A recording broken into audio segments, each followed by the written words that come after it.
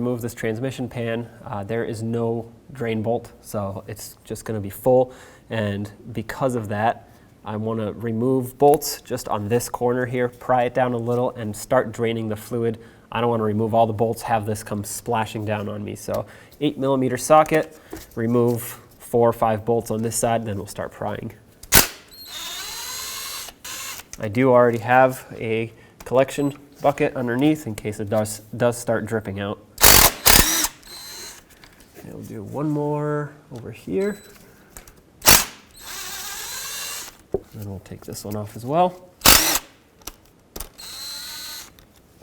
Okay, it's already dripping. That's perfect. Let's slowly pry it down. Oh, there we go. I'm going to raise my drain bucket a little bit so it can be closer. That way it makes less of a mess, hopefully. Because if it comes down fast, well, it's going everywhere. Okay, just going to bend this down a little so it can keep draining as I unbolt the rest of it. Now let's remove the rest of the bolts.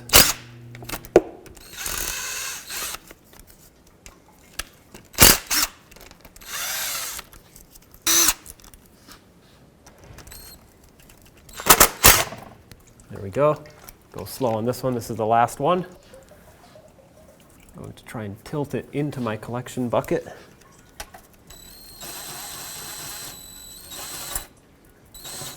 There we go. Remove this bolt completely, and I'm just going to let it stay here for a minute so everything can finish dripping and draining. Remove your gasket. Make sure it doesn't stay on the engine. You don't want to reuse these. So take that off, set it aside.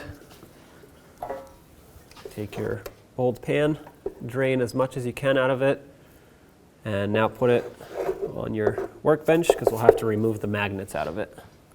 You'll notice these 2 magnets in the original transmission pan. These are just here to collect metal dust and debris from just normal wear and tear. Obviously, if you see chunks of metal stuck to these, that's abnormal, but dust, fine dust like this, that's completely normal. That's just the clutch packs wearing out. So wipe them down, get as much off as you can. It doesn't have to be perfect, but clean them up and then transfer them to the new oil pan. So between these 2 arrows went this one and the other one right next to it. All right, again, doesn't have to be perfect. And this other one went right about here. Take a razor blade and let's clean up the surface here. There isn't much to clean up, but the edges have a little bit of corrosion. And the reason I'm using a razor blade is just because it's well, flat and it won't dig into the aluminum housing here.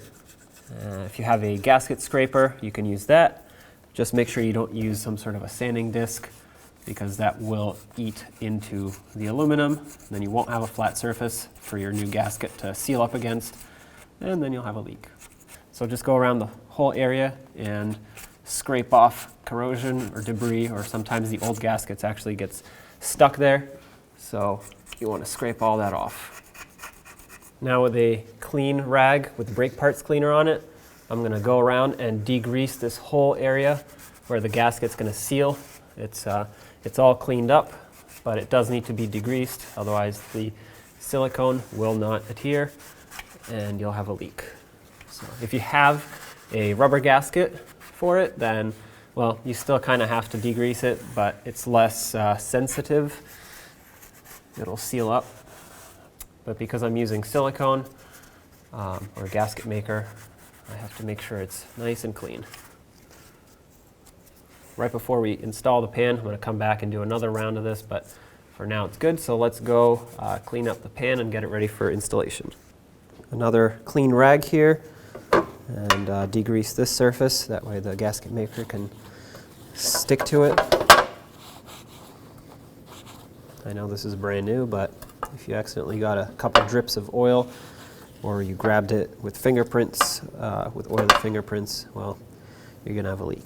So now that this is nice and clean, I'm going to apply some Gasket Maker. You want a very thin bead that goes all along This presses right up against the block, or the transmission I should say, so there's no room for extra gasket maker. It'll just kind of spill into the transmission or out of it, so you want as little of that as possible. Just go around, try to have a continuous bead. If for some reason your bead breaks like that, just start it back into it so that it can have no air pockets, and try to stay in the middle of this lip. You don't want to be on one side or the other, otherwise when you squish the pan onto the transmission, it'll spill closer to whichever side it is, and it won't make a proper seal. I'm ready to install the pan, so let's wipe down the transmission one more time where this gasket is going to go. Make sure it's degreased. I have my bolts ready so that when the pan goes on, I can center it and lock it in with the bolts. Bring it up, try to line it up. And now that it's lined up, I'm just going to start in a few bolts kind of all around. Doesn't matter which ones, as long as you start some on, just to hold it for you. You don't have to tighten them or anything. But just enough to hold it so you can let go of it without it falling. Try to go like every 2 to 3 holes. That way it has even pressure all around. Okay, this is holding on now. I can let go and start in the rest of them. Now this has been sitting for 5-10 minutes. The gasket maker is starting to set. I'm gonna snug these up by hand, not tight, just get them close, get them bottomed out, and then we'll come back and torque them all. Now, if you're using a gasket maker like me, you'll notice that as the bolts go in, they'll want to stop before they're actually bottomed out, and that's because the old gasket, the rubber gasket, was thick, and so the bolt wasn't going all the way through in the transmission, and the threads that were exposed the whole time, well, they might be a little corroded. So as you put the bolt in, it hits the corroded spot and wants to stop, but just so you know, that's not where it's bottomed out. You'll have to actually run them down by hand until they are fully bottomed out. You'll feel it when it gets snug. So now that I've gone around and snugged it, let's grab the torque wrench and torque them down. 89 inch-pounds, not foot-pounds, 89 inch-pounds for all these. That's about 7.4 foot-pounds. If you don't have a torque wrench that'll go this low, just make them tight with a small 1/4 inch ratchet. Once you've gone around once, it's a good idea to go around again, because as you tighten the last few, the first few are going to loosen up just because the pan squishes up, the gasket compresses, and well, these will loosen up a little bit. So sometimes they don't, but it's a good idea to go around twice and double check them. If your new pan has a drain bolt, which is very useful, but if it does, you always want to make sure that it's tight before you go add fluid, because sometimes when they come during shipping, they're loose. So you don't want to add fluid and then have it come out of here as you're adding. So always double check this. So to fill the transmission, you can reach it up from the top, but I don't have a funnel that's long enough to get to the fill bolt or plug. So I have to remove this cover so I can get the funnel further down. Pull this up, straight up. It's held in by 2 little pins back there into rubber bushings.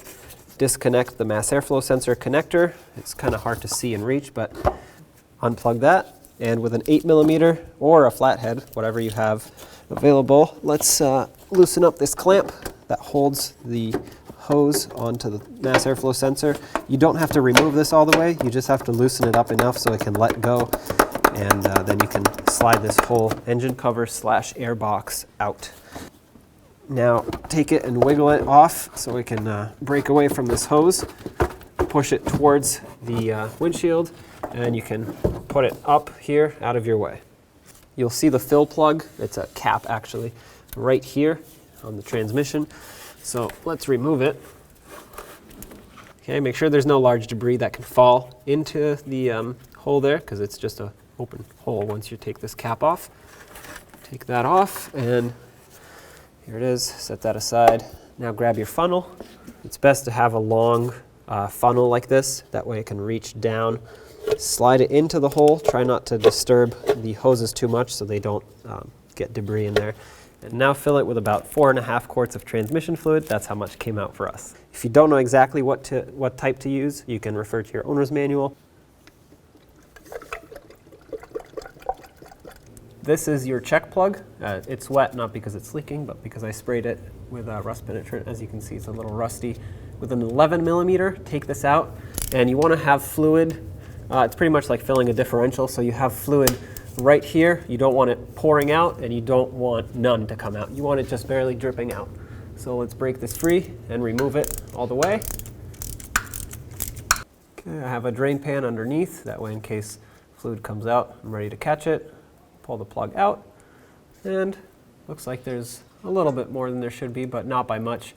Usually if you put in half a quart or a quart extra, it'll come out pretty fast. So I'm just going to let it drain for a little bit until it starts slowing down, and then we'll cap it off. Okay, it's slowed down to a very slow trickle, so let's cap it off, and we'll clean up our mess. Snug this up. Okay, that's snug. Let's clean this off.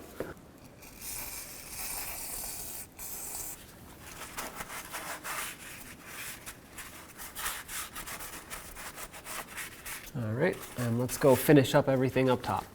Let's take this funnel out, set it aside. Take your cap that goes down there. Let's screw it back in, bottom it out, make sure it's nice and tight. You don't want anything making its way in there. Bring this cover back over. If your intake hose here popped off, it actually goes right into that hole over there. So put it back, bring the cover over, take your engine cover with the intake and air box, slide it over this intake hose, set it down, and let's tighten up that clamp. All right, make sure it's nice and snug. Plug in the mass airflow sensor. Line up the two little pins with the rubber bushings on the back. All right, that's nice and secure. At this point, start up the engine and take it for a road test. Make sure it runs through all the gears and you have smooth shifts. Nothing's weird, no shaking, vibration, noise, anything like that. And if everything checks out, you're all set.